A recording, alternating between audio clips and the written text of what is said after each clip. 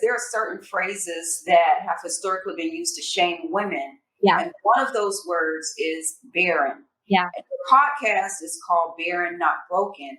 How are you able to reclaim that word? Yeah.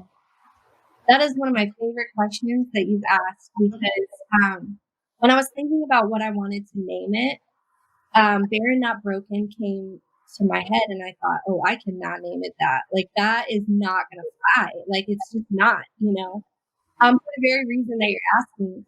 But honestly, like, I felt like in order to change stigmas, we actually have to address it. And so a lot of times what barrenness has actually represented in our culture is that we're broken.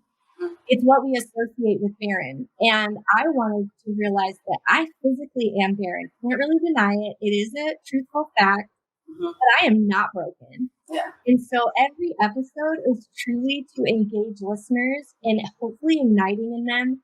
But here's the thing too. We can be barren in physically, but we can also be barren in our marriage. We can be barren in our friendships. We can be barren with addiction.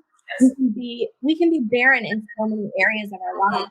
And so again, I hope it ignites in listeners that barren places in our life do not actually define us as broken people. Yes, absolutely. And so really, honestly, my heart and my goal behind it is that people will give it a chance, so that we can break the stigma of what barrenness has meant and the shame that it's put on us. And if we're not broken people, then we get to engage life how we choose, and we get to be faithful to ourselves and to those that we love to find out who we truly are versus the stigma of being barren. I may not be able to have children, but I sure as heck can live a full life.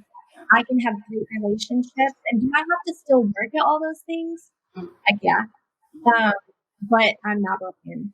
And so I just wanted to declare that, honestly. Like, hey, I'm barren physically, and I have been emotionally at times, but I'm not a broken person.